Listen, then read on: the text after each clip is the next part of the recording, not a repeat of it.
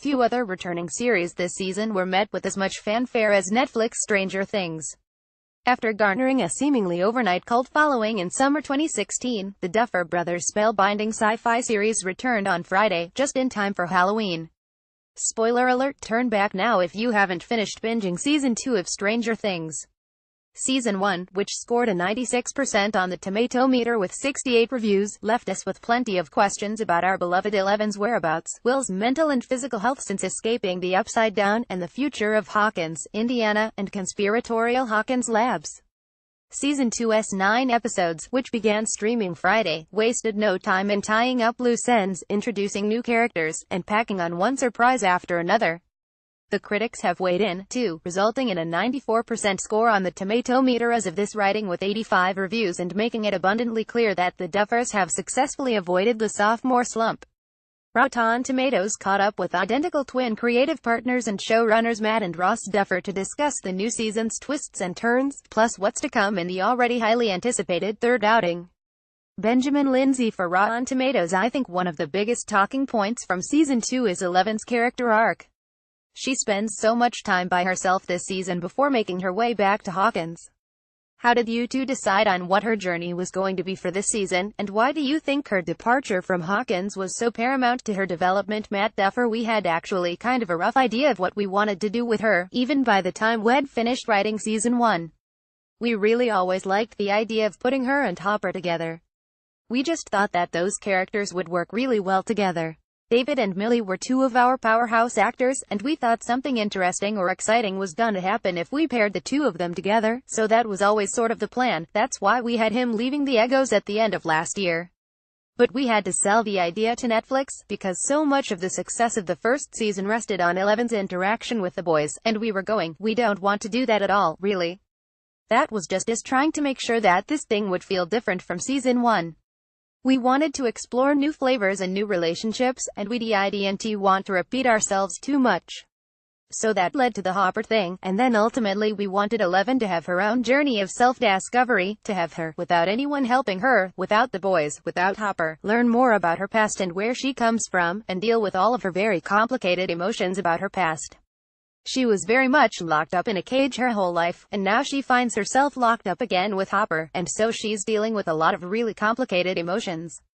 At the same time, she's growing older and maturing, so we wanted to give her this journey of self-discovery. The plan was always for her to come back eventually, to find her way back to her true home, which is in Hawkins with Mike and the boys. R.T. Wright: I got a little worried come episode 207. With the influence of this sister character, Callie, you think that Eleven might go to the dark side. MD Wright: exactly. RT: Callie, has she always existed in the Stranger Things universe in your mind, or was she drummed up for Season 2? Ross Duffer: we'd always talked about other numbers, and if they were still out there. That was one of the first ideas.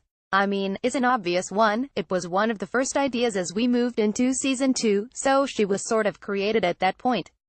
We thought it was important for Eleven to toy with going to the dark side and then come back in order to defeat the evil. She wouldn't have been able to do that otherwise.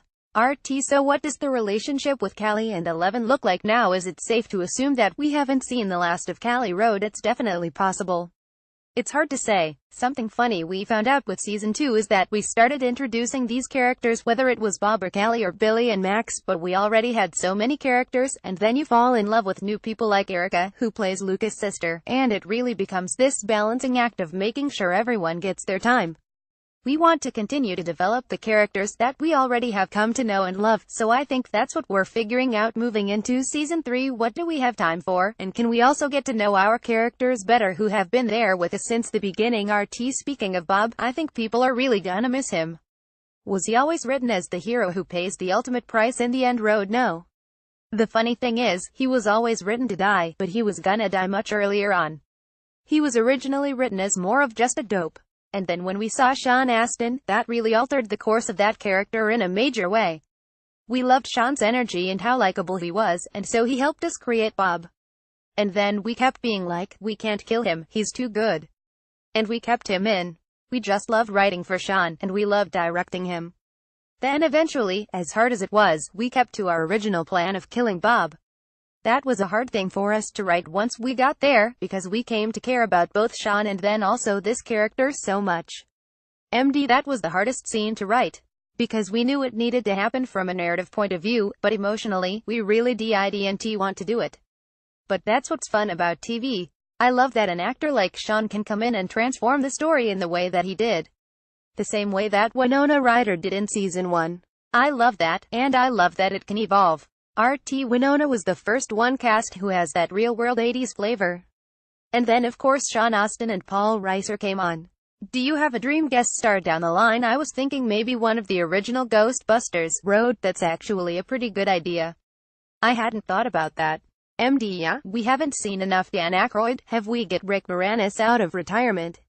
I don't know. I convinced myself we're not gonna do that because we're gonna get flack for it, or it's too cute or whatever. And Sean was not planned. That's not why we cast him. But it happens to be an age of actor, these really great actors who you're not seeing enough on screen anymore. And so really more than looking for someone who was a star in the 80s, we're looking for actors who I feel like are missing from our lives as moviegoers or TV watchers. Great actors who you haven't seen enough of lately. Season 2 also raised the question of whether or not Dr. Brenner, in fact, died in season 1, which I think isn't really a possibility that a lot of viewers considered. We never saw him take his last breath. Road, our thing has always been, if we were gonna kill Dr. Brenner, we would have actually killed him. He deserves a brutal death. The fact that it was very quick and off-screen, we purposefully left it a little ambiguous there. What would mean for 11 if he was secretly still around? Well, she has a super complicated relationship with him. Even though he kept her in prison, he still is, in a way, her father figure. Millie Bobby Brown is even conflicted about how she feels about him and that character. If you talk to Matthew Modine or Millie about it, neither of them particularly view Brenner as a bad guy. There's a lot of rich, complicated stuff to explore there that I think it'd be fun to get into at some point. That's definitely the plan, too, at some point. I don't know if it's season 3 or what. And in the interim of his absence, Jim Hopper David Harbour takes on kind of a father figure role. But as this character is prone to do, he kind of gets in his own way. Is he capable of being the guardian figure that 11 needs? I think he comes around, or seems to have grown and has a sort of self-awareness and admits what he did wrong by the end of the season. He's the sort of person with tons of potential. Deep down, he's a really good guy, and so I like to think things could work out, but we'll see. Why do you think adding Max Sync to the boys' party was so pivotal to their dynamic this season? Road, Max was one of our first ideas, coming into season 2, and I think we were excited about the idea of introducing the new girl into the party. The first season was so focused on Mike in a lot of it, and we wanted a girl that, in sort of a twist, is someone that Mike is not interested in letting join the party, but the other boys are much more interested in. And also, these kids are getting older, so their interest in the other sex is continuing to become a big part of their lives. We just thought it was an exciting way to really shake up that party, and then also get in a badass character that doesn't have superpowers but is still strong in her own way, and proves to be a pivotal piece to this party moving forward, in terms of how they're able to defeat this evil. The monster for this season was scarier, it was larger, there are more demogorgons, obviously. The scale of this thing and the things that are at stake are magnified in a way that we didn't see in season 1. What was the inspiration for this shadow monster? Last year, we always referred to the Demogorgon as like a shark. Like Jaws, a shark. In another dimension that would every once in a while breach into our world and yank its victim back down into its dimension. This season, we wanted to talk about, is there something higher up on the food chain? Is there something more sentient, sort of the Sauron, the Voldemort? So we started to talk about that. We started to talk about, obviously, H.P. Lovecraft, and we started talking about cosmic horror. We talked about Clive Barker. We talked about what scared us, generally, growing up. And eventually, it developed into this mind flayer. Then we started to work with concept artists. We have a couple of amazing concept artists who helped us figure out what the hell we wanted this thing to look like. And that's when it really started to take shape. The trickiest thing about the monster was we wanted it to not be solid, but made up of all these little particulates, which is obviously a very complicated thing to do, as far as computer graphics are concerned. It went through a lot of different iterations, but we're really happy with where it ended up. And I love the idea, personally, of it being a virus and of Will being a host. It all being interconnected in that way. Yeah, I think the hive mind thing, that came pretty early. That would tie all the various threads together. Anyway, it was fun. We learned a lot about visual effects this year. RT and then the hive mind. That also gives Joyce a reason to replaster her home with this time not Christmas lights but she has Will's drawings. MD, some critics were giving us shit for that. RT, it just speaks to her character. She's a dedicated mother. MD, well listen, here's the thing, she's never gonna put stuff up on her walls again, I promise you. I promise the critics that.